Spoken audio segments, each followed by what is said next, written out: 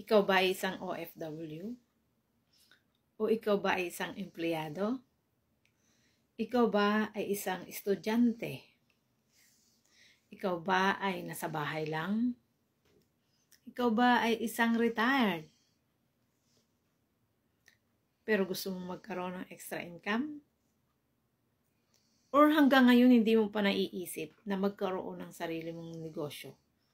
Dahil tandaan natin, sa sariling negosyo, doon natin mararanasan ang time freedom at financial stability, hindi sa pagiging empleyado. Kaya kung empleyado ka ngayon, estudyante ka ngayon, OFW ka ngayon, at syempre, kailangan nating mag-isip na, i-change na natin yung mindset natin from empleyado mindset to negosyante mindset. Kaya kung ikaw ay estudyante, napakaswerte mo. Pag dumaan ito sa FYP mo, ibig sabihin, ngayon pa lang mau-open na yung mind mo na maging negosyante mindset. Hindi na empleyado mindset. Kasi, tingnan nyo, kung ikaw ay isang estudyante at meron kang extra income, diba? Nakakatuwa yun. Nakakatuwa rin sa magulang na hindi 100% na kailangan mo sa school kahit yung pansarili mo, hihingi mo pa sa magulang mo. Kasi kumikita ka na. 'Di ba? Meron akong kwento diyan meron kaming isang business partner na estudyante talaga siya. Yung parents niya ay may kaya naman. Kumbaga may negosyo sila. Pero ang isip niya, alam niyo yung nakakatuwa na itong makukuha kong allowance sa parents ko. Gusto ko may mapaglagyan akong negosyo. Nakikita ako. Ganun dapat. Ganun ang nakaka-admire na mindset ng mga tao. Estudyante pa lang. Meron namang isa na estudyante pa lang talaga siya na pinilit niyang magkaroon din ng sariling negosyo na. So, meron naman na retired na gusto pa rin maghanap ng extra income. Kahit na may ano na siya, pension, 'di ba? Ang maganda doon kasi nag-e-enjoy na siya, kumikita pa siya. Kasi karamihan, kung naalala nyo, yung mga old practices, pag tayo tumanda, nakikita na lang tayo doon sa mga anak. So kung anong ibibigay ng anak sa atin, paano itatrato tayo, wala tayong magagawa. Diba? Pero, kung nag-retire na tayo, tapos kumikita pa rin tayo, na-enjoy pa rin natin ang buhay, nakakagala, kahit saan, diba? Mas masaya yun. Diba? Mas maganda na nakakatulong tayo, hindi lang sa pamilya, kundi pati sa bayan. Kasi kung nagnenegosyo tayo, kung halimbawa, meron kang sariling negosyo, nagbabayad ka ng tax, nakakatulong ka sa bayan. Ano pa? Kung meron kang mga business partners, di ba? Natutulungan din natin sila financially. Di ba? So, kung ikaw ay isang OFW naman, ano ba ang plano mo? Habang buhay ka na lang nasa abroad, malayo sa pamilya, malayo sa mga anak mo, malayo sa magulang mo. Gusto mo na lang mag-ipon. Tapos, pag uwi mo ng Pilipinas, gagastusin mo yung pera. Pag naubos, balik uli. Hanggang kailan, di ba? So, ngayon pa lang, bilang OFW, habang nandyan ka sa abroad, mag-isip na tayo ng negosyo na pwede nating pagkakakitaan kahit nasa abroad.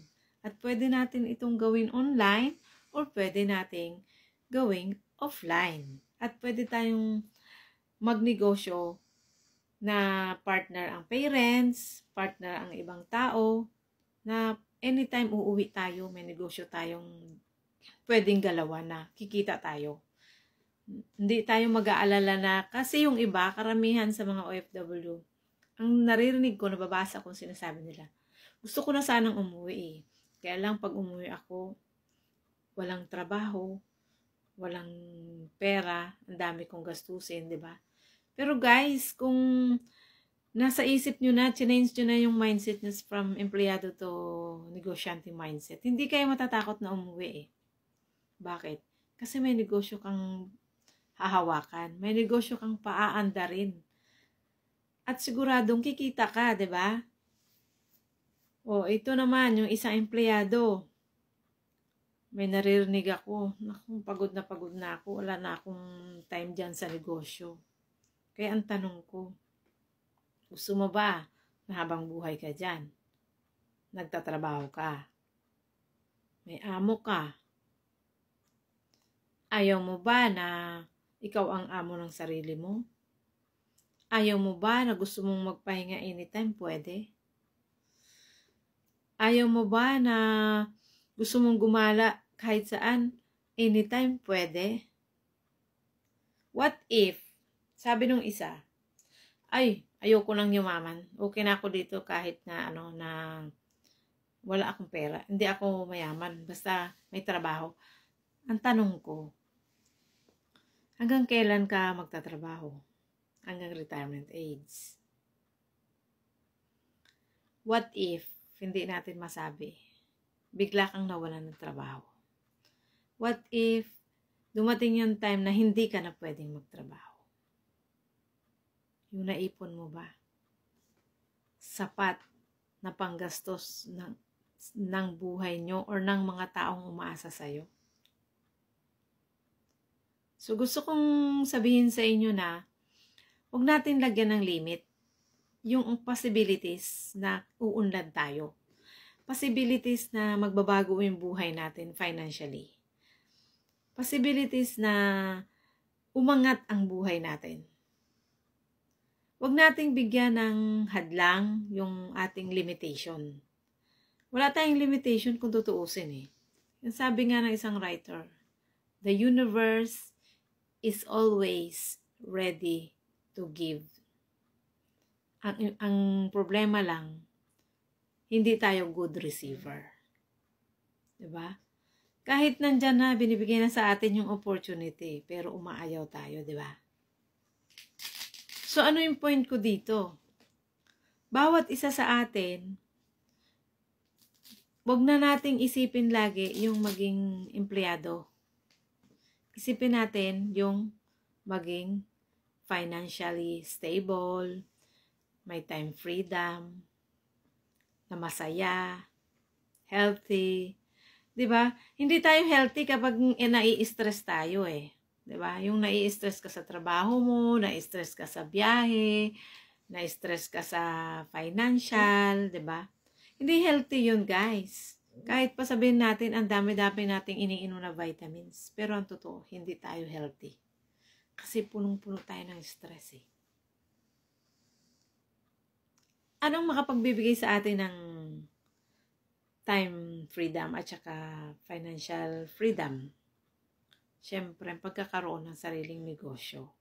Ikaw ang boss ng sarili mo. At siyempre, pinag-aaralan yon. Pero kung gusto nyo ng negosyong may sistema na, kumbaga nakalatag na, sasakay ka na lang at paaanda rin. May sistema na. Dito na kayo sa sinasabi kong negosyo. Ang franchising business.